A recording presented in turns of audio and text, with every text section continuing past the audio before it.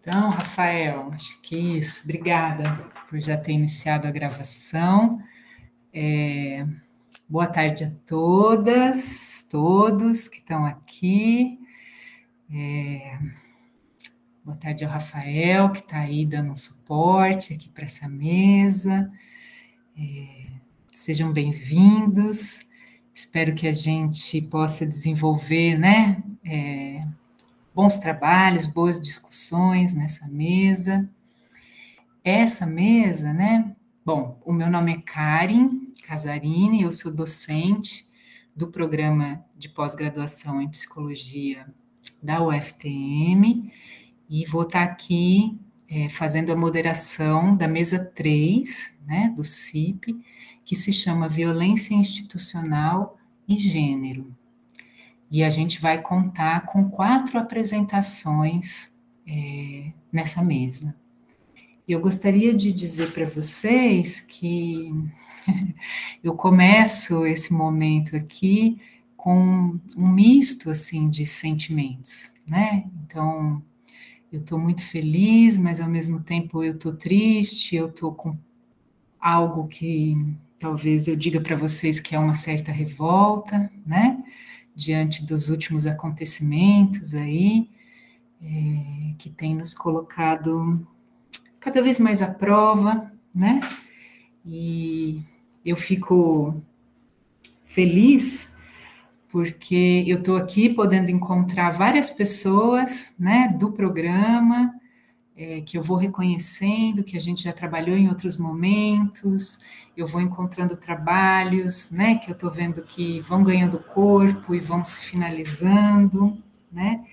E então estou testemunhando também, né, junto dessas pessoas todas que estão aqui, a resistência, né, de cada um de vocês, de cada um de nós, a responsabilidade social, ética e científica que vai nos motivando, né, a dar continuidade aos trabalhos, a reconhecer a importância que isso tem, a valorizar, né, a pós-graduação no país, como um recurso, né, uma ferramenta de formação, de transformação social e de luta. Então, estou muito mexida, assim, né? E acho que essa é uma mesa que vai tratar de violência institucional e gênero, que entendo que é um tema extremamente importante na atualidade, né? A gente está mergulhado em diversas violências institucionais, né? Somos atravessados por elas no próprio programa, com as políticas educacionais do país, com as políticas aí desse atual governo. Então, penso que a gente vai poder fazer reflexões que são muito importantes no contexto nacional e especificamente importantes junto às populações, né, específicas aí, nas quais elas estão inseridas, né, essas investigações. Então, espero que a gente possa seguir pensando, desenvolvendo e contribuindo, né, para posicionamentos transformadores dentro de uma perspectiva fundamentada e responsável. Então, quero agradecer a todas por estarem aqui, todos, acho que o único homem que está aqui é o Rafael, né, que eu estou vendo. Então, quero agradecer a todos. Tem 3 pessoas aqui que eu não estou vendo. Então, se tiver algum rapaz aí, me desculpem se eu não os mencionei.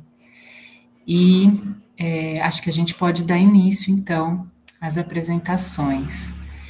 A gente começa com a apresentação da Nilva Menezes de Carvalho, que desenvolve Não, desculpa, a gente começa com a apresentação da Mara Laudelina Pereira Nasser, que desenvolve a pesquisa intitulada Violência Institucional no Atendimento à Criança e Adolescente, sob a orientação do professor Rafael Detilho. Mara, acho que você sabe, né, que mais ou menos o tempo previsto aí é de 10 minutos, e aí acho que a gente segue com as apresentações e no final a gente faz uma discussão geral. Tudo bem? Então, fique à vontade, Mara, te passo a palavra. Boa tarde para todos. Todo mundo me escuta? Sim, É um prazer estar aqui, revendo tantos rostinhos que eu não via há tanto tempo. Eu sou a Mara Laudelina Pereira Nasser, orientanda do professor Rafael de Tílio. Quando me inscrevi no CIP, estava em fase de finalização, né, desse trabalho que vou apresentar agora. Agora ele já é um trabalho finalizado, já encaminhei a dissertação, então eu já tenho os resultados finais aqui para compartilhar com todo mundo. Foi um trabalho assim que foi muito desafiador. Falar sobre crianças e adolescentes que sofrem violência nunca é uma tarefa fácil, mas como meu recorte é a rede, né, intersetorial, são os profissionais que trabalham no atendimento de crianças e adolescentes, foi um pouco menos difícil, não que tenha sido fácil, acho que essa palavra não existe em nenhum tipo de pesquisa para nenhum de nós. Então, o título da pesquisa é As Perspectivas e a Realidade desses profissionais no atendimento de crianças e adolescentes vítimas de violência. A palavra perspectiva é já pensando assim, né? O que esses profissionais esperam quando adentram esses serviços, mas o que de fato é a realidade desses profissionais quando estão ali atuando. Foi dividido em dois estudos, que é a regra que nós temos aqui no programa. O estudo 1, ele está intitulado Violência, Prevenção e Reorganização da Rede Intersetorial de Proteção de Crianças e Adolescentes. E o estudo 2 é o trabalho da rede intersetorial durante o período da pandemia. E também tentando compreender a questão das políticas públicas que esses profissionais estão inseridos ali. Pensando a violência aqui como algo que acomete crianças e adolescentes há muito tempo, né? É uma violência aí que ela passa de geração em geração, de século em século, e quase nada mudou, a não ser a forma como o Estado organiza, né, e julga essas violências e tenta atender aí as vítimas. Foi traçado aqui um trabalho que investigasse as instituições, os profissionais, essas instituições, para ver como que as instituições têm funcionado, principalmente levando em consideração a lei de violência institucional. Se nós formos pensar aqui o que é a violência institucional, né? Para crianças e adolescentes, ela é não só uma má conduta no atendimento das vítimas, né? Por exemplo, fazer juízo de valor dessa vítima, desqualificar os relatos, os depoimentos das vítimas, estigmatizar as vítimas, né? Fazer com que a vítima repita várias vezes aquilo que aconteceu com ela em ambiente não apropriado, tomar o depoimento por profissionais não qualificados, mas também a não prevenção dessas violências também é uma caracterização, uma forma de caracterização de violência institucional, que é o que a gente chama também de negligência, né? Quando o Estado é negligente. É importante frisar aqui que não foi só pensando em, na verdade, não foi pensando em caracterizar esses profissionais como algozes das crianças, mas sim como eles têm um trabalho coletivo, né? Uma rede intersetorial aí, que envolve vários multiprofissionais, então a gente está pensando como num corpo do Estado e não responsabilizando um ou outro profissional, apesar de a gente saber que tem algumas condutas que elas são, sim, individuais. Então, esse trabalho visou aqui ver como que se integra aí essa rede dentro do sistema de garantias dos direitos das crianças e adolescentes e compreender o ponto de vista desses profissionais e também a sua atuação. Como que o Estado forneceu, né, e se fornece os subsídios necessários para que esses profissionais estejam atuando. Pensando na Lei 13.000 aqui, 431, que é a Lei de Violência Institucional, o Estado recebeu toda uma disposição aí legislativa para poder se reorganizar e saber como proceder com relação à violência de crianças e adolescentes. Então, são várias normas que são dispostas para esses profissionais sobre capacitação, como deve ser feito o atendimento, quais são as campanhas de prevenção que devem ser realizadas, como eles devem se integrar, como as reuniões devem funcionar, quais são as pautas que devem ser discutidas, como o sigilo profissional deve ser mantido, como esses profissionais que são setorizados aí, né, devem se interligar e se comunicar. E para poder entender como que isso funcionava, nós selecionamos algumas instituições. Então, os participantes foram o Conselho Municipal dos Direitos da Criança e Adolescente, um diretor escolar, uma enfermeira de uma unidade básica de saúde, psicólogas do CRAS, psicóloga do Judiciário e alguns outros nós convidamos, mas não participaram. uma grande limitação da minha pesquisa, eu volto a afirmar, que foi a resistência de algumas instituições em colaborar com ela, como, por exemplo, o Judiciário, o Ministério Público não respondeu os e-mails, né, não se colocaram à disposição da pesquisa, o juiz que foi convidado também não, a Polícia Militar, que era uma peça muito importante da rede, eles aceitaram, né, de antemão a participar, mas depois não assinavam o termo de consentimento, então, assim, ficavam aquele impasse, né, de pesquisa que a gente não consegue encaminhar, né, para poder começar as entrevistas, e também uma direção de uma escola municipal que atende crianças de 3 a 6 anos, que era uma peça fundamental também para o trabalho, assinaram o termo de consentimento livre e esclarecido, mas não compareceram para as entrevistas, não consegui sequer marcar as entrevistas com eles. Esse é um estudo que está respaldado, então, na psicologia social, as entrevistas foram colhidas pelo instrumento de entrevista semi-estruturada, então, a partir do momento que ela ia acontecendo, algumas perguntas elas iam surgindo, né, e eu ia encaminhando ali para aquela pessoa que estava participando, para aquela que estava colaborando com a pesquisa, e os dados foram codificados a partir da análise de conteúdo de Bardan, com um aporte teórico de Michel Foucault, porque as relações de poder estavam presentes ali dentro da rede também. Pensando que essa relação de poder ela se dá ali em uma questão macro, que é do Estado, com essa rede, né, esses profissionais que trabalham inseridos na rede, e também nas relações ali micro entre esses profissionais que trabalham na rede. O estudo 2, ele foi muito complicado de ser feito, porque analisar o funcionamento da rede intersetorial durante a pandemia não foi uma coisa fácil de se fazer, foi um enfrentamento mesmo, a questão do isolamento social foi um entrave, não foi fácil. O objetivo ali era conhecer a realidade de trabalho intersetorial dentro do contexto pandêmico.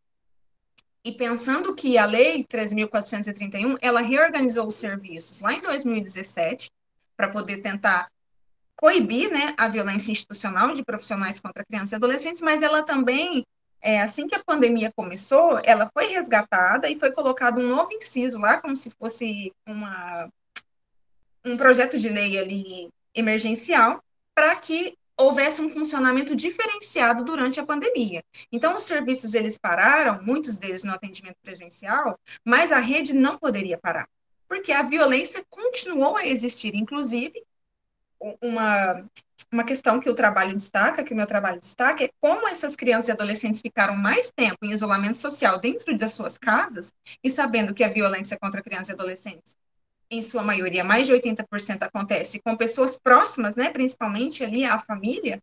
Então, essas crianças não frequentavam a escola, não tinham um espaço de sociabilidade. Os professores e diretores, coordenadores que são dentro da rede, aqueles profissionais que têm um contato mais direto com as crianças e adolescentes, deixaram de vê-los. Se eles estão dentro de casa com pessoas que são potencialmente agressoras de crianças e adolescentes, é lógico que a violência ia aumentar. Então, os dados que foram colhidos através da perspectiva de outros estudos, né, foi que a violência aumentou no Brasil, a violência contra crianças e adolescentes nos lares brasileiros. Mas, assim, de uma maneira assim espantosa e ruim, a rede não teve conhecimento nenhum sobre esses dados. Porque a rede que eu investiguei, né, que esteve aqui colaborando com a minha pesquisa, infelizmente sequer funcionou durante a pandemia. Eles suspenderam todos os serviços, contrariando, assim, uma lei, né, emergencial, que foi colocada à disposição das crianças e adolescentes, que também estava à disposição de mulheres vítimas de violência doméstica. Então, a gente pegou aí a violência doméstica, a violência intrafamiliar, que engloba aí, né, as crianças e adolescentes, e simplesmente os serviços, eles não funcionaram. Em alguns momentos, a pesquisa caminhou, assim, para questões, assim, muito difíceis, que é colher o choro de um profissional que chora no momento da entrevista porque não tem capacitação, ou porque se sente sozinho, né, atuando sozinho. Então, o judiciário diz uma coisa, a promotoria diz uma coisa, o conselho tutelar diz outra coisa, a escola diz outra coisa, a unidade básica de saúde diz outra coisa.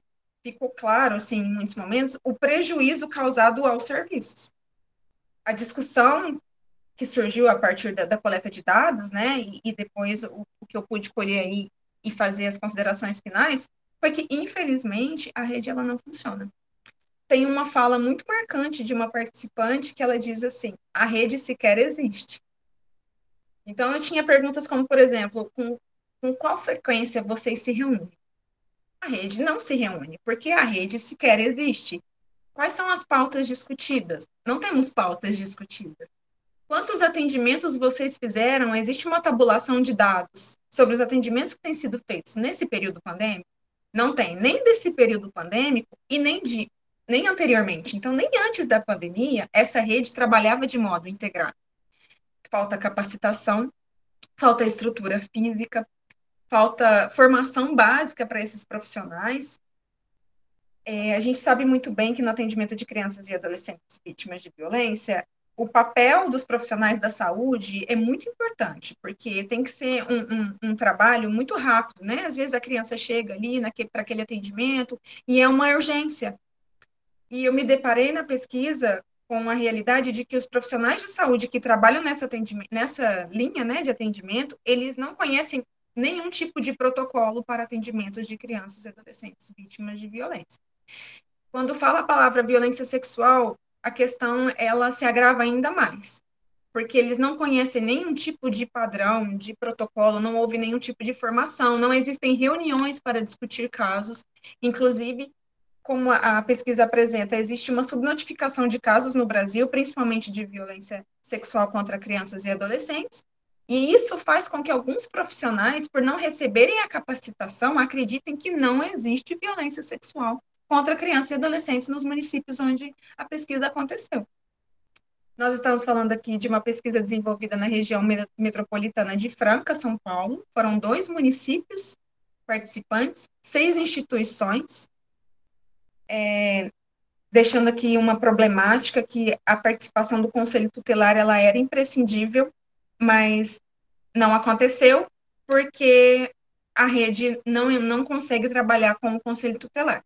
Enfim, o meu trabalho terminou, o meu tempo aqui também, a pesquisa está terminada, já submeti um artigo, a dissertação acontece no dia 18 de janeiro, a minha defesa, e quem quiser assistir está convidado, quem quiser conhecer o trabalho, espero que seja útil para quem está aqui dentro da academia e para a rede intersetorial também. Obrigada. Mara, quero te agradecer muito, né, essa apresentação, e acho que quero convidar a todos, né, para a gente se sentir provocado, né, pelos resultados que a Mara vai descrevendo, né, pelos dados que ela vai encontrando, para a gente discutir, acho que logo mais. Penso que o trabalho da Mara é precioso para a gente pensar políticas públicas, né? Então, muito obrigado, Mara. E parabéns, né, por ter concluído e já está aí com tudo tão encaminhado. Parabéns. Agora a gente passa para a apresentação, agora sim, da Nilva Menezes Carvalho, da pesquisa intitulada Assistência à Violência de Gênero na Atenção Primária de Saúde, Visão dos Profissionais, que é orientada pela professora Tatiana Machiavelli do Carmo. Nilva, a palavra é sua. Muito obrigada por estar aqui. Eu que agradeço, prazer em revê-la, Karen. Prazer em rever todo mundo aqui, gente. Eu vou apresentar os meus slides, que eu fiz slides.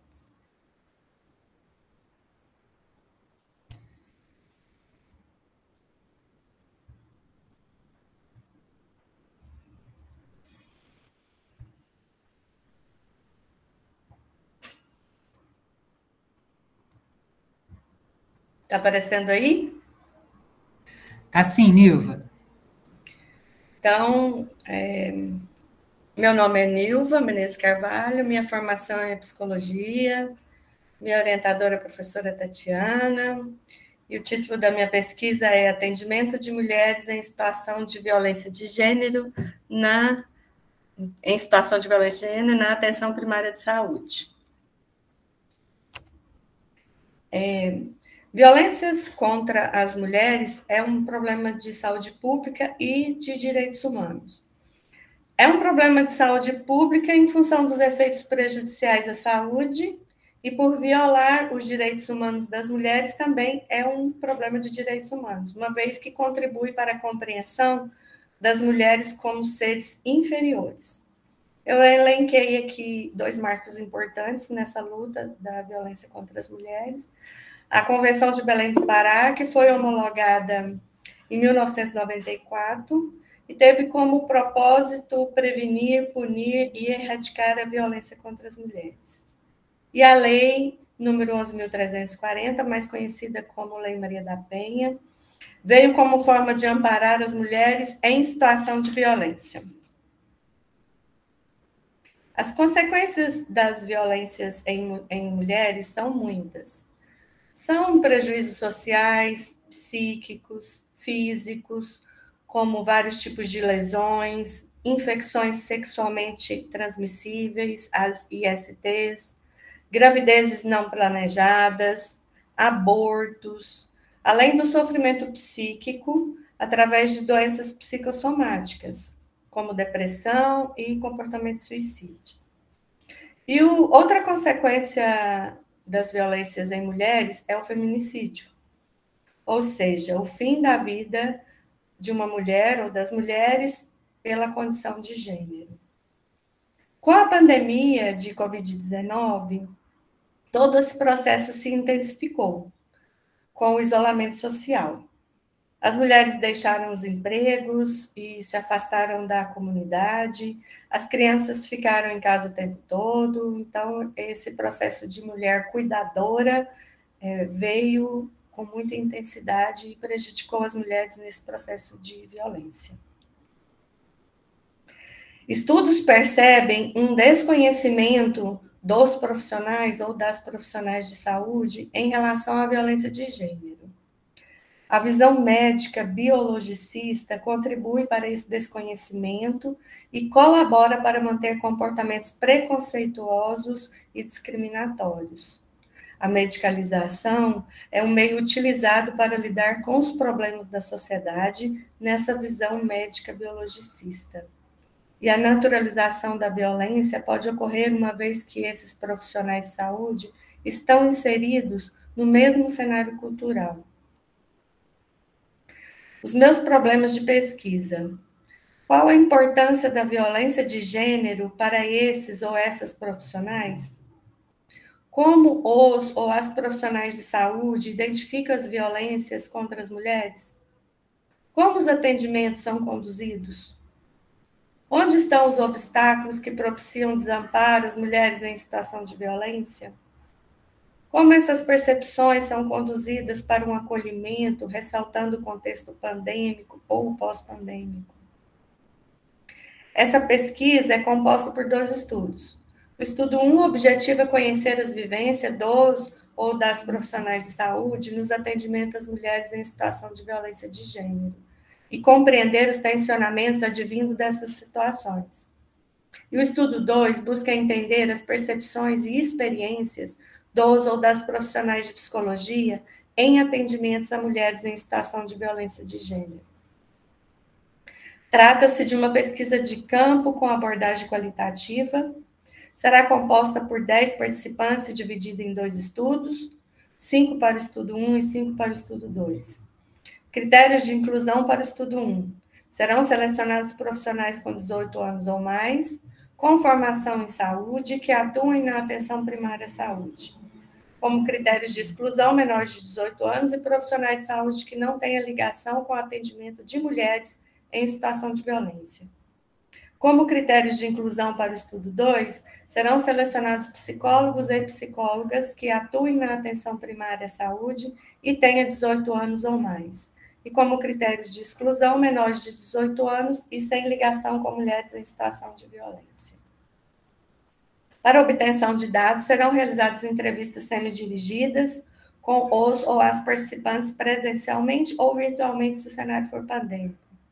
A entrevista deve acontecer de maneira flexível, propiciando ao entrevistado ou à entrevistada inserir temas e conteúdos considerados pertinentes. Dessa forma, serão investigadas as experiências dos e das profissionais de saúde com atendimentos voltados para a violência de gênero no cotidiano de trabalho e suas percepções. Durante as entrevistas do estudo 1, serão abordadas questões que possam investigar os atendimentos dos ou das profissionais com o intuito de abranger os objetivos como a rotina e tempo de trabalho na instituição, os conhecimentos dos ou das profissionais sobre as questões que envolvem as violências contra as mulheres, o acolhimento, as emoções e sentimentos dos ou das profissionais nos atendimentos, as dificuldades ou conhecimento em relação ao tema.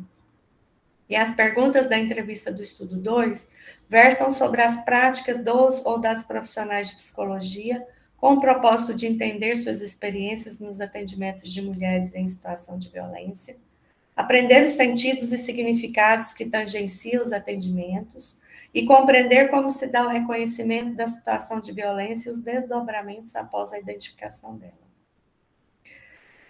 Para os principais resultados, espera-se entender que as perspectivas e práticas dos e das profissionais de saúde para pensar o fenômeno da violência de gênero contra as mulheres no âmbito do sistema de saúde e como acontece o reconhecimento, a notificação e o encaminhamento dos casos de violência.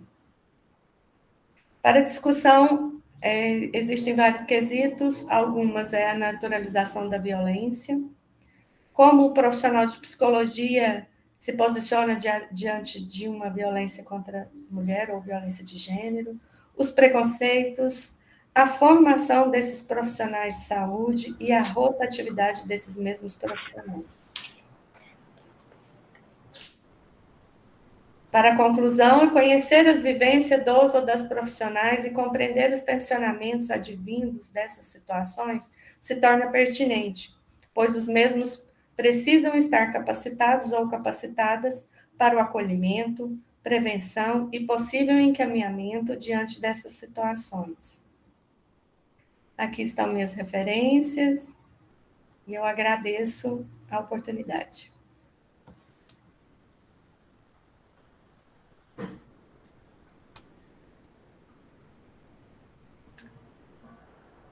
Nívia, muito obrigada. Nilva. Nilva, muito obrigada, né, pela sua apresentação. Acho que você traz, né, uma pesquisa aí que está se formando, né, que está ganhando um contorno e que também vai, né, nos ajudar a lançar luz, né, sobre essa questão que é tão devastadora, né, e tão presente, né, no nosso país. E acho que você também nos convida a várias reflexões e poder trocar, né, aí, logo mais. Muito obrigada. E agora a gente vai, então, para a terceira apresentação, que é a apresentação da Thalita Manzano Araújo, da pesquisa intitulada Vivências das Mulheres com Deficiência que Experienciaram o Contexto da Violência. Essa pesquisa, né, ou a Thalita, tem como orientadores a professora Tatiana Machiavelli Carmo Souza e o professor Thales Vilela Santeiro. Então, agora eu vou aqui compartilhar, né, a apresentação. Espero que dê tudo certo. Thalita, senão eu vou pedir ajuda para os universitários.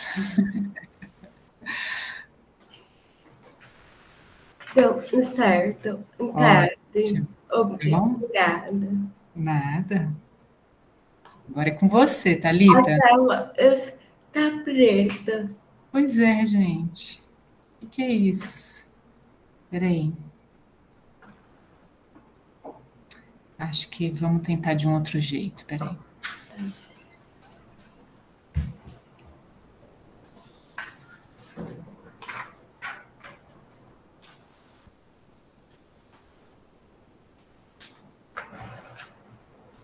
Será que foi? Não, ainda não. Não? Mas já vou começar para ir conversando um pouquinho com legal. vocês. Deu certo. Deu? Ai, que bom, Thalita. Então vai. Se você conseguir maximizar a tela, Consigo. Pode ir começando que eu vou trabalhando nisso aqui. eu agradeço a presença de todos e todas, né?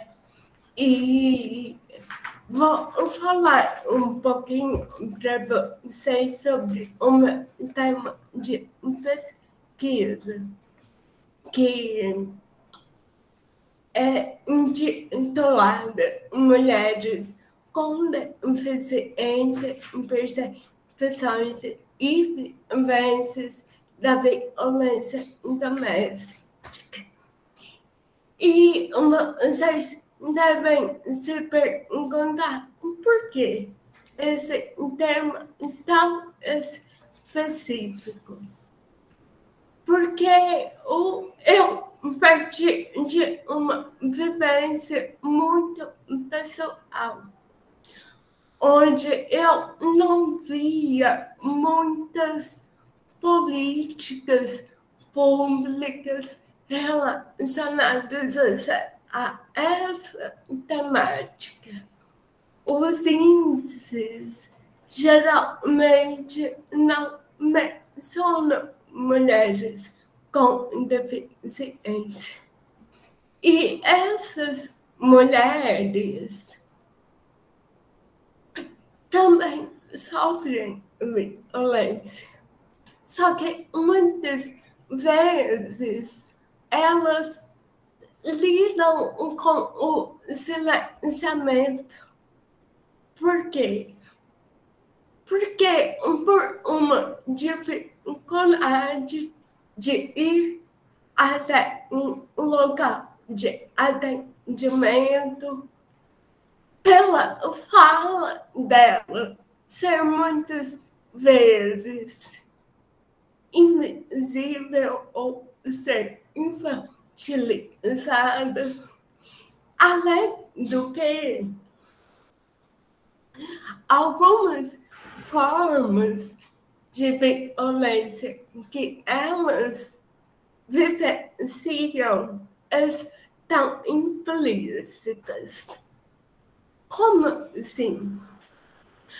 Ao longo do meu trabalho, do meu estudo, para mim fica mais claro que uma discriminação, uma falta de acessibilidade é uma forma de violência. E muitas das vezes isso não está claro para a sociedade, nem está claro em políticas públicas, né?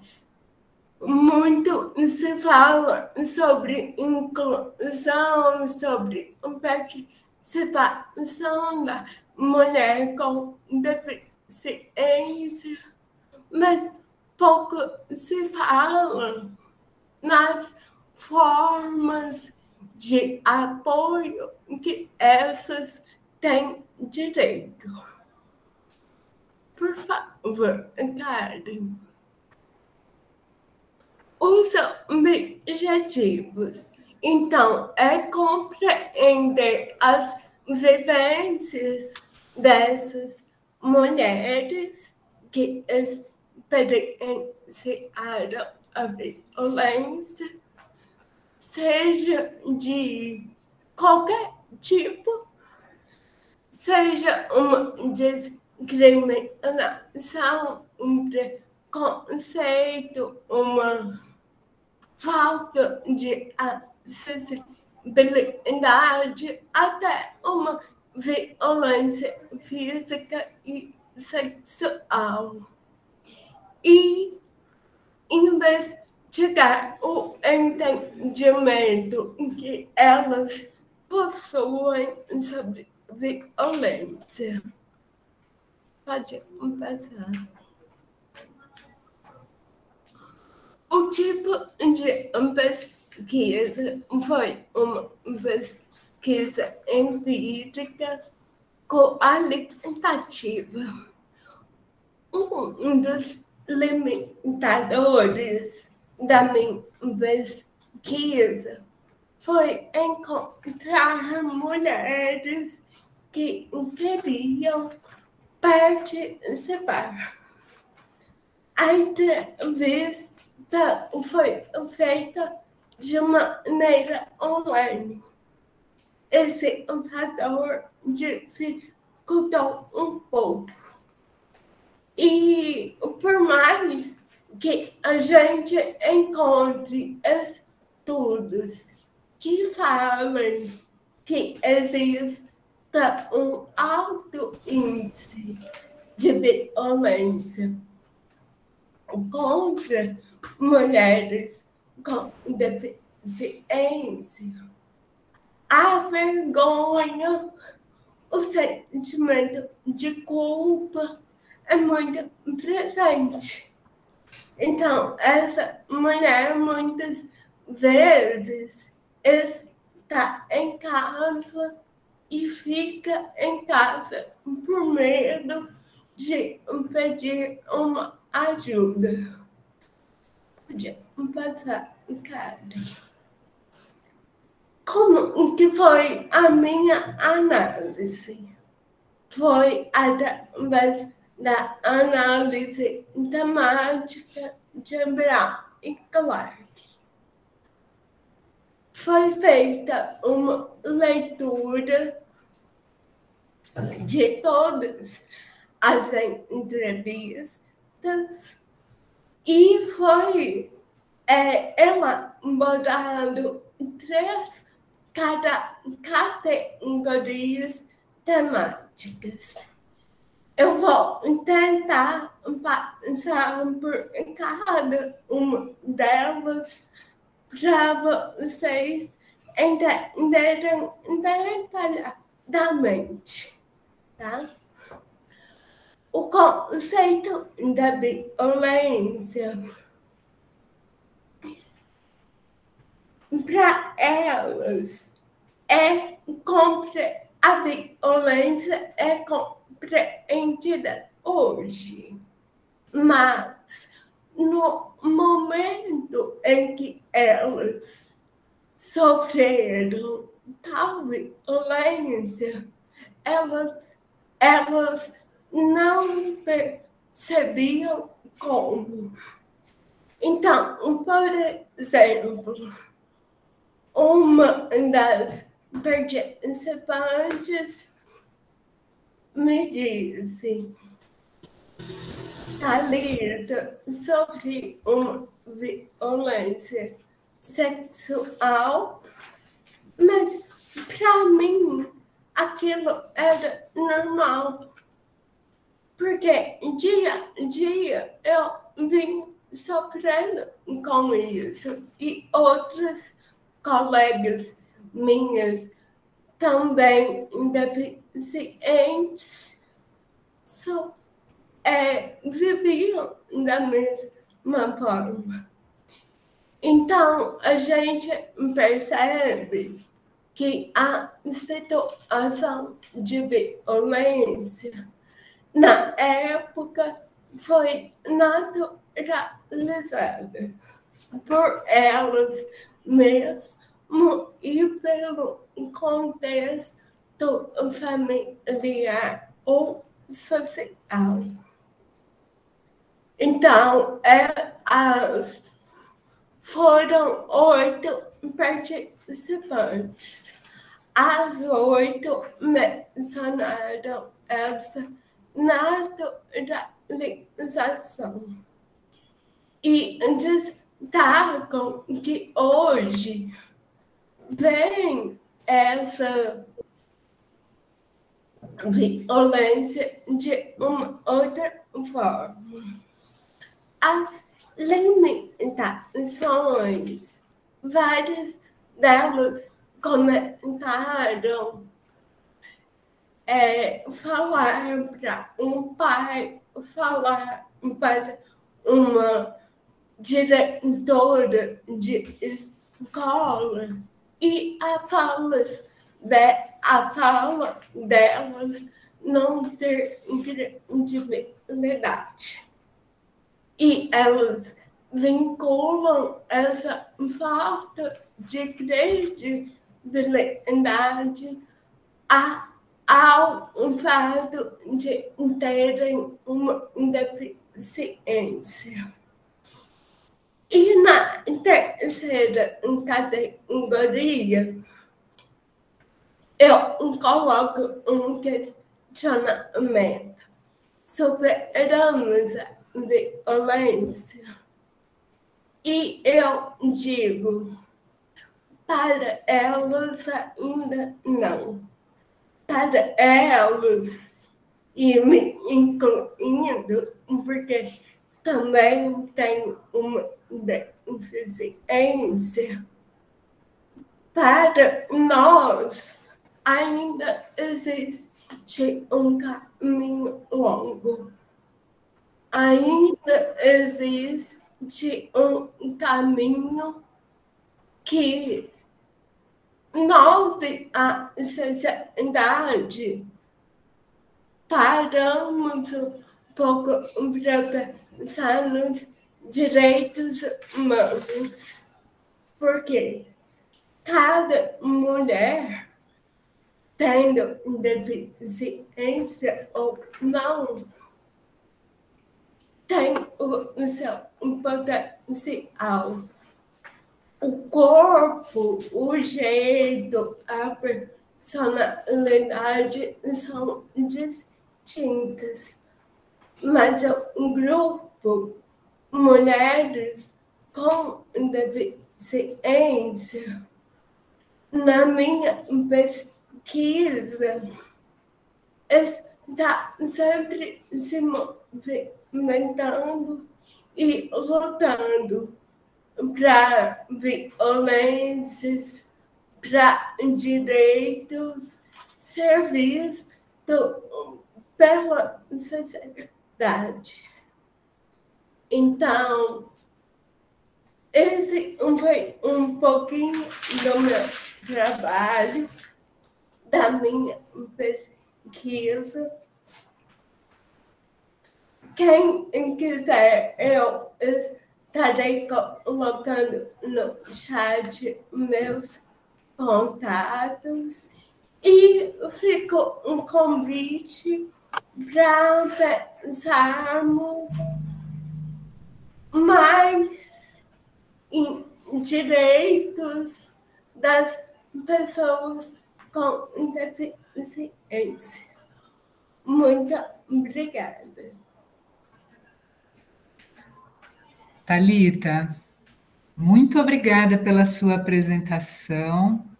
Acho que fiquei com muita vontade, né, de poder conversar com você sobre esse trabalho. Acho que ele também é precioso, né? E eu até anotei aqui algumas coisas para falar depois, né? Estou fazendo isso com o trabalho de todas, mas acho que você traz algo muito importante. Então, acho que a gente pode aproveitar o nosso tempinho, né, no final aí, para a gente poder conversar. Muito obrigada, desculpa a minha enrolação aqui para apresentar. Imagina, eu que agradeço. Obrigada. Agora, então, a gente vai para a nossa última apresentação, que é a apresentação da Giovana Malavolta Piso, com a pesquisa Sexualidade, Violência Sexual e Interrupção da Gestação, sentidos atribuídos por mulheres, que é orientada pelo professor Rafael Detilho. Giovana, a palavra é sua. Obrigada, Karen. Boa tarde, pessoal. Bom, como a Karen já me apresentou, né, eu me chamo Giovana, eu sou psicóloga. Esse é o meu projeto de mestrado, que já está em andamento, por orientação do professor Rafael. O projeto é Vivências de Mulheres, né, sobre sexualidade e atenção à saúde após a interrupção legal de gestações decorrentes de estupro. eu vou contando mais geral, até fiz uns slides, mas nem vou apresentá-los, vou só dar uma visão mais por cima, assim, para não enrolar. Bom, fazendo uma breve introdução, durante a pandemia, houveram algumas mudanças temporárias na legislação do aborto legal, né? Foi permitido, através do Conselho de Medicina, a telemedicina. E com isso foi permitido o teleaborto durante a pandemia, que foi a portaria 467 de 2020 do Ministério da Saúde e a lei 13.989 também de 2020, né, que autorizam então essa utilização do caráter emergencial do aborto assistido por telemedicina. E quando isso estava acontecendo, eu estava lá dentro do hospital. Eu estava lá dentro do hospital fazendo estágio e nós, da equipe da psicologia, a gente acompanhava o procedimento e logo após a finalização do procedimento, o que acontecia com essas mulheres é que ou elas eram encaminhadas para o CAPS, porque não tinha condição de arcar com psicoterapia individual, e aí nós começamos a oferecer um pequeno momento, assim, vamos falar de 3 a 6 semanas ali, de acolhimento pós-procedimento. Né? Nisso eu estava no meu estágio ainda na graduação, finalizando lá em 2020, e aí começou a surgir em mim, né, essa dúvida de como que essas mulheres conseguem ver a si mesmas e os próprios corpos depois do abortamento. Então, o que eu escutava atendendo aquelas mulheres no estágio é que era muito difícil voltar à vida normal depois de passar por um procedimento de interrupção da gestação. Então, era difícil se relacionar com as outras pessoas, era difícil pisar no hospital. Então, a gente traz esses 2 recortes, que são os 2 estudos que a UFTM nos pede. Então, em um primeiro recorte, a gente vai querer compreender o que elas estão trazendo sobre corpo e sexualidade depois da interrupção. Então, como que está esse corpo nas relações sociais? Como que elas estão se enxergando, né? Se colocando na relação com os outros? Como que está conseguir estar nesse lugar? E também a atuação da equipe multiprofissional, porque uma coisa que eu escutei muito foi: não suporto passar na porta do hospital. Então, será que era a equipe do ambulatório? Será que era a equipe lá na frente? Será que foi a delegacia que encaminhou? Ou a delegacia que deixou de encaminhar para o serviço? Então, são esses aspectos que são 2 estudos em um, né? Que, então, no método foi uma entrevista semi-estruturada, feita com 5 mulheres que passaram pela interrupção legal da gestação. 3 foram feitas de maneira presencial e 2 foram feitas de maneira online. Né? E aí, nessa entrevista semi-estruturada, foi dividida em 3 eixos. Então, nesse primeiro eixo, nós conversamos sobre sexualidade, violência sexual, gravidez e o aborto em si. E no segundo, a violência sexual, interrupção e a atenção em saúde. Uma coisa interessante da entrevista, que foi muito pontuada na minha qualificação, era de não colocar as perguntas extremamente prontas e invasivas. Então, após a qualificação, eu e o Rafael, nós reestruturamos esse questionário a partir de uma primeira pergunta bem aberta, né, que eu falava assim para elas: me conta por que você está aqui.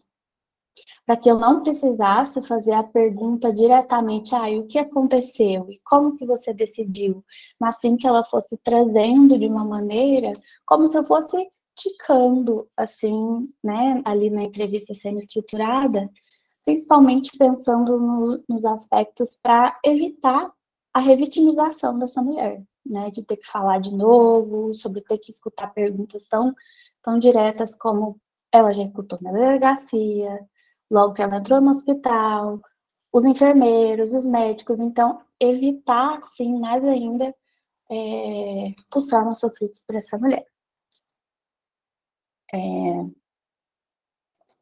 Bom, eu não sei se eu deixei claro, mas no método elas foram contatadas por mim diretamente no hospital. Então, eu ficava de plantão no dia de funcionamento do ambulatório, pedi autorização. Então, primeiro a médica conversava com ela, se ela aceitava falar com uma pesquisadora, e só então eu chegava até essa mulher, para que não houvesse passagem indireta dos dados, porque o hospital ele é muito restrito quanto a isso, eu compreendo totalmente. Então, eu fazia plantões no hospital para que, eventualmente, aparecesse algum retorno de procedimento presencial ou online, que eu encontrava rapidamente, nós marcávamos encontros. E um fator interessante é que várias mulheres, eu marquei o encontro, quando, por exemplo, conversei presencialmente no hospital, nós marcamos o encontro online, ela me passava o telefone, porém ela nunca mais me respondia. Isso aconteceu algumas vezes e acho que é um dado interessante. Bom, partindo assim para os resultados parciais. As participantes possuem uma média de 30,2 anos, são de classes sociais médias e médias baixas. No geral, a maioria das participantes relataram alívio com a interrupção da gestação, mas também um grande sofrimento no que envolve o processo, desde a violência em si, a descoberta da gravidez, o procedimento em si de interrupção, né, que tem as diferentes formas de interromper. Nem todas as participantes elogiaram o serviço de saúde do Noa Vidas, né, que é o ambulatório onde eu estava, mas todas relataram que o caminho até encontrar o serviço foi dificultoso, tanto pela internet, tanto pela delegacia, em que alguns casos os policiais falaram que não tinham o que fazer, era basicamente sentar e chorar, literalmente. Então, no âmbito da sexualidade, essa questão da reinserção do corpo na sociedade, as participantes também relataram dificuldade de retorno não somente à vida sexual, mas à vida em geral, devido ao grande trauma, assim, sofrido. Bom, além disso, as transcrições das entrevistas estão sendo finalizadas agora. Elas vão ser divididas em eixos temáticos, serão analisadas através da análise temática, e estamos trabalhando nas leituras flutuantes e reescutas dessas gravações, para que a gente possa reorganizar e escrever, então, essa dissertação. A coleta de dados está finalizada, mas nós estamos nessa fase de análise. Bom, de forma sucinta, assim, a gente pode concluir que o acesso das participantes ao dispositivo de saúde é difícil e até mesmo prejudicado devido a essa falta de informação e, principalmente, né, escutar essa dificuldade de retomar a vida regular. E isso faz a gente questionar, né, um pouco dos lugares das mulheres na sociedade, como que elas estão sendo atendidas, encaminhadas nesses dispositivos de saúde, desde a chegada até o próprio atendimento em si, e a saída também, né? Como que tá essa saída, se é só ir embora e nunca mais tem nenhum tipo de assistência. Mas, é isso. Essa é a minha pesquisa, e muito obrigada. Obrigada, Giovana. Acho que também é uma pesquisa preciosa. Acho que agora eu queria abrir, né, para a gente conversar um pouco. Tem algumas coisas que eu gostaria de apontar, de conversar, mas eu queria primeiro saber, né, de vocês, assim, né, se alguém tem algum comentário, alguma reflexão, alguma pergunta para as nossas palestrantes de hoje. Alguém? Acho que vocês podem fazer tanto pelo microfone quanto pelo chat, a gente vai acompanhando.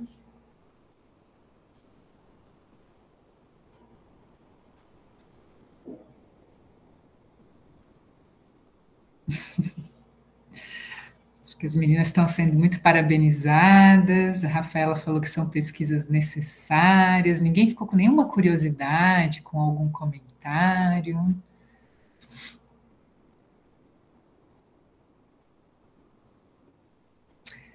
Pode falar, Rafaela. Mara também. Começando pela Rafaela. Vai lá, Rafaela. Está ligando. Ai, tô toda descabelada. Mas parabéns, meninas. E é uma fala que me chamou muita atenção, acho que foi principalmente da pesquisa da Thalita, porque acho que a Gi, né, ela ministrou um curso sobre violência contra a mulher, e eu fiquei pensando, né, que existem vários tipos de mulheres, vários tipos de violência, e realmente é muito difícil ouvir falar sobre a mulher com deficiência sofrendo violência, né? Até essa questão de negligência, de infantilizar a fala, tipo assim, me deixou bem reflexiva, assim. E sobre a falta de participação da Polícia Militar, né, na pesquisa anterior, que também foi apresentada, acho que já diz bastante sobre como é lidado, né, infelizmente, essa falta de atenção, esse negócio de, teve até uma fala em uma palestra que teve sobre grupos reflexivos para homens, né, que o SIM promoveu, o professor Rafael estava presente, eu acho, e o promotor falou assim que os homens se sentem impunes porque as mulheres não denunciam eles. Aí eu fiquei, que interessante, né? E aí eu vi bastante desse reflexo, assim, nas pesquisas que as meninas têm falado, então despertou várias reflexões, assim. Parabéns, gente. Mara?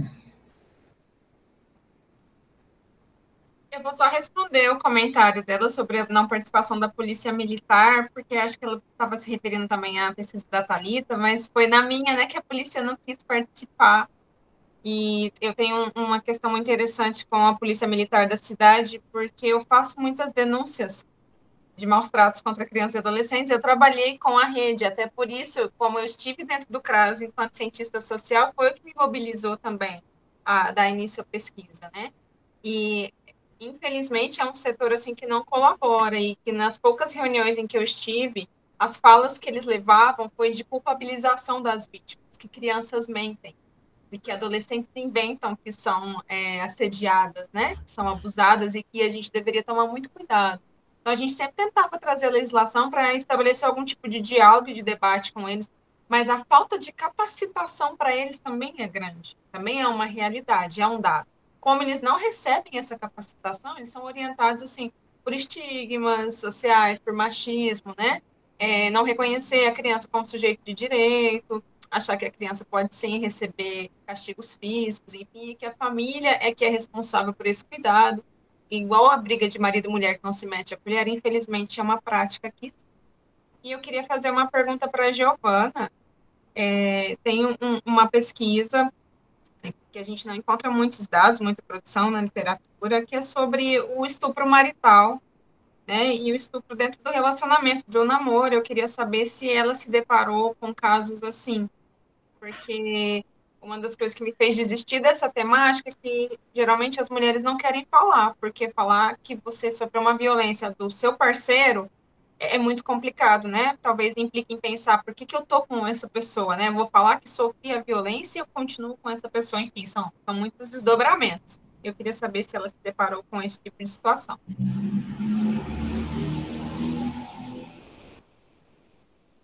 Giovana, você quer responder a Mara e aí depois a gente passa a palavra para a Júlia?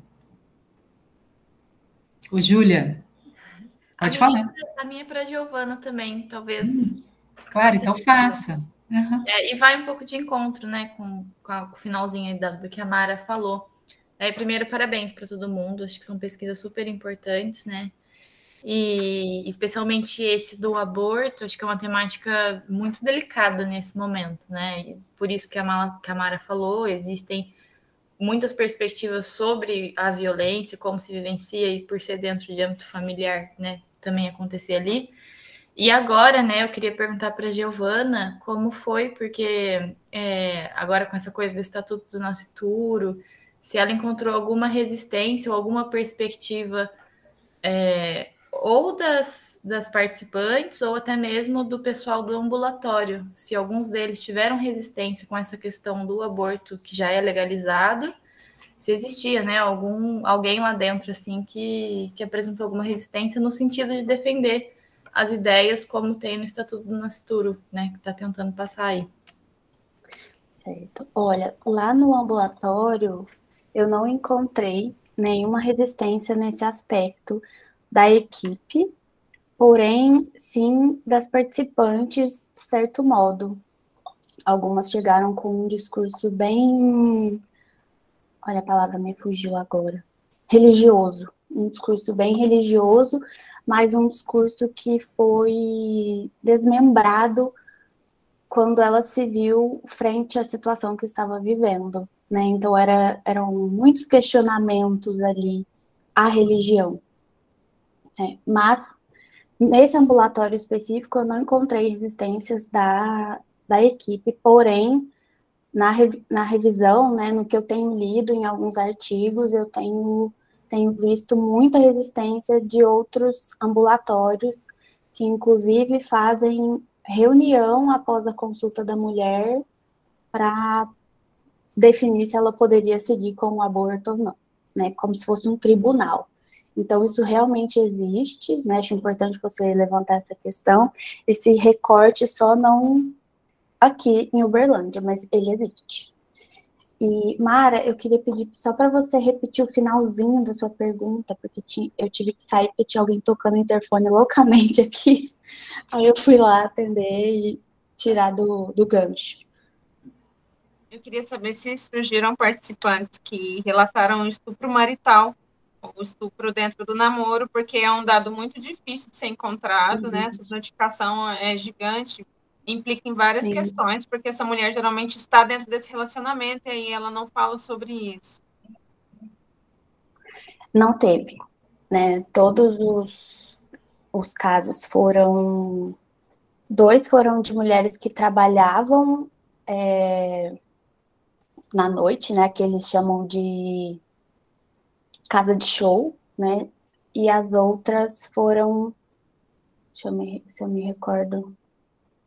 Foram em festas que foram drogadas, né? Não chegou caso de estupro marital, não.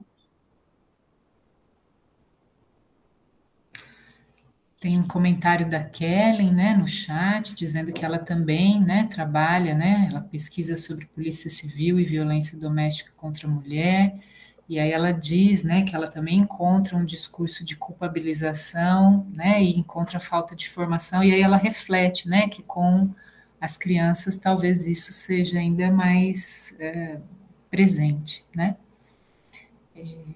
Acho que sim. Mais alguém gostaria de fazer alguma colocação, alguma pergunta?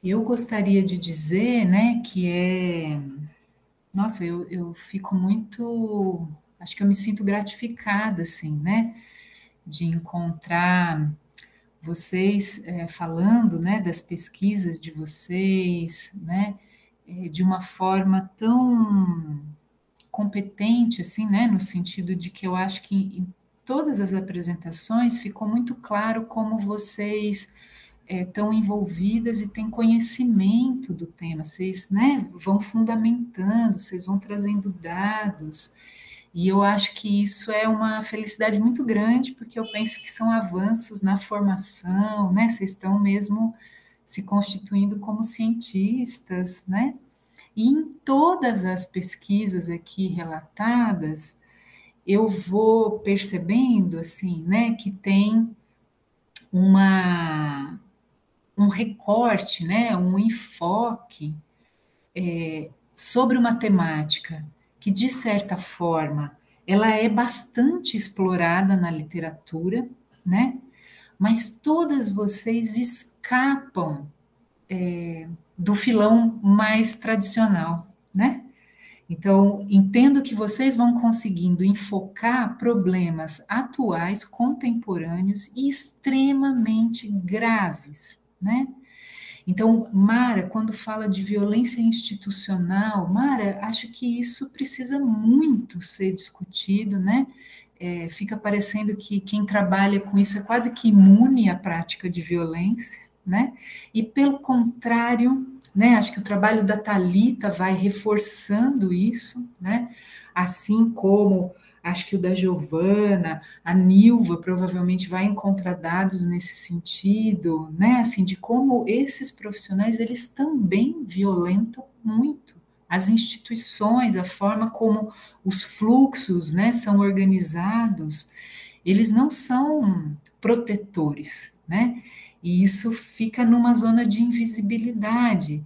E a Mara acho que também traz um outro problema grave, que entendo que também precisa ser pensado, mas que vai muitas vezes sendo posto ou como uma necessidade ou como algo que acontece, que é a questão da intersetorialidade. Quando você fala da participante que diz a rede não existe, é real, né? Só que quando você vai conversar com as pessoas, fica, a gente tem que acionar a rede, tem que acionar a rede, e aí fica esse negócio, né? E a pessoa não consegue.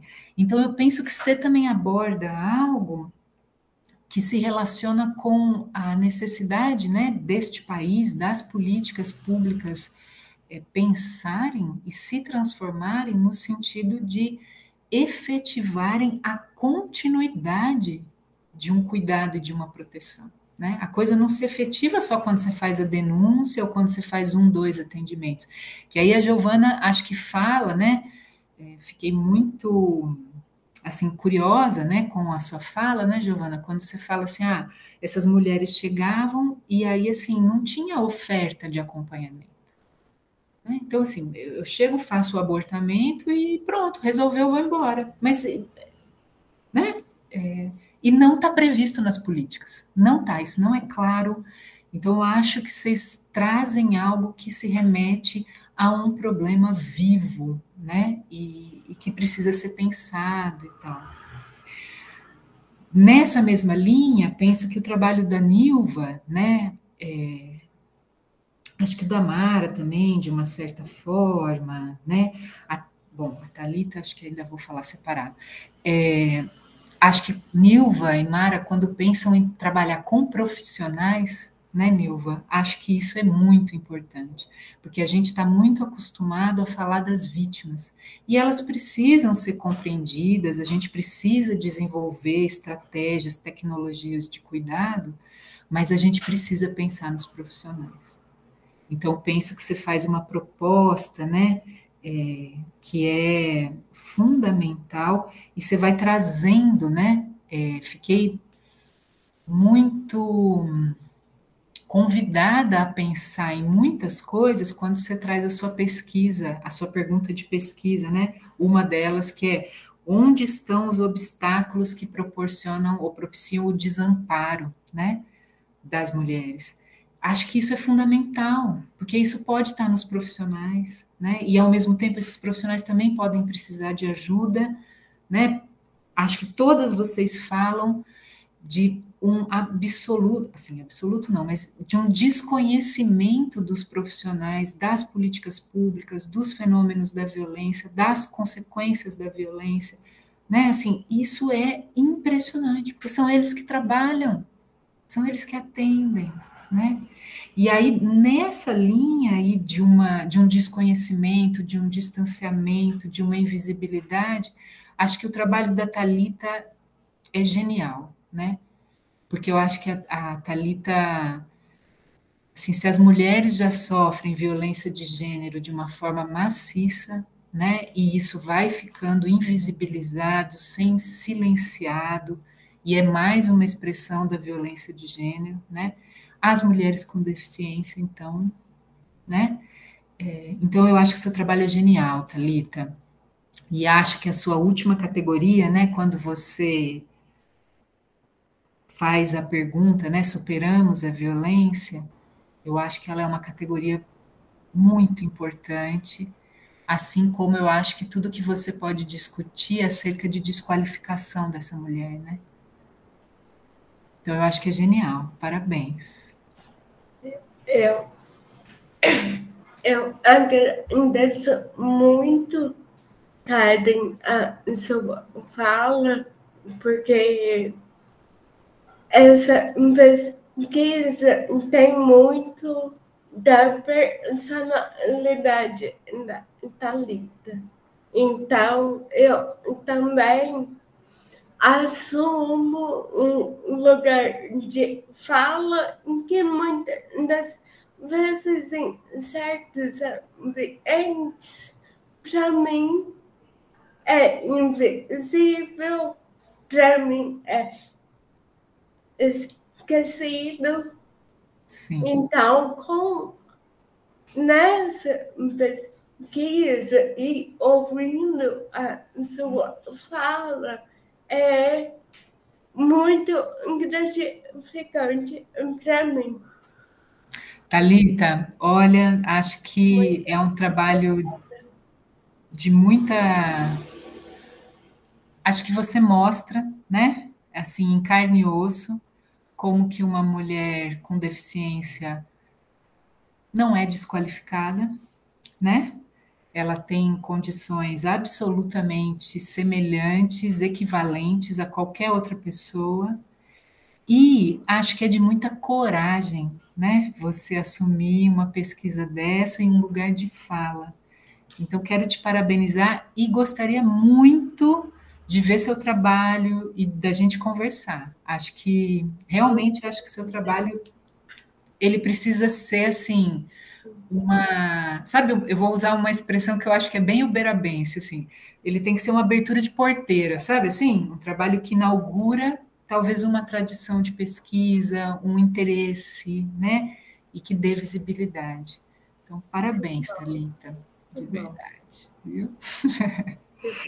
E aí eu acho que, por último, o trabalho da Giovana, né, eu acho que a Giovana, dessa mesma forma que eu fui pensando no trabalho de todas vocês, o trabalho da Giovana se debruça sobre uma temática que é falada, mas que eu entendo que para a qual não existem políticas públicas efetivas consolidadas. Então, assim, acho que você fala de um lugar onde você fez a sua coleta de dados que é um lugar especial, né, no país, né? É um lugar que tem já uma história, né? Talvez tenha um preparo. Então, até você encontrou alguma coisa que está mais avançada, né? Mas eu fico pensando que no país a gente não tem, e a gente tem problemas gravíssimos em relação a isso. Então, fico também muito curiosa pelos resultados, né, de todas vocês. Vou acompanhando aqui e desejando que a gente realmente, né, vá exercendo a função da universidade, da pós-graduação, né, que é de poder pensar questões que estão em aberto, que são novas, para as quais não tem resposta, né, e que são urgentes. E eu acho que essa mesa traz isso, né? Então, muito obrigada. Eu ficaria aqui conversando com vocês, teria um monte de perguntas. Vou anotar o endereço de Thalita e o nome de vocês, porque talvez mande alguma coisa para vocês, de questionamento, de pedido para vocês partilharem o trabalho quando estiver pronto. E acho que pelo tempo a gente tem que finalizar, né? Então, muito obrigada a todos que estiveram aqui. E vamos seguindo, né? Obrigada. Rafaela, Mara. A Rafaela pediu seu contato, Mara.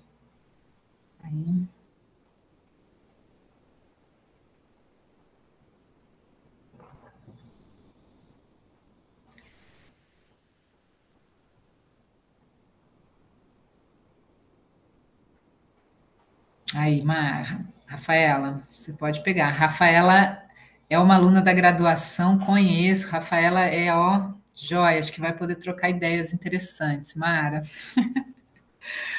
Um beijo para vocês, viu? Bom dia. Beijo, Thalita.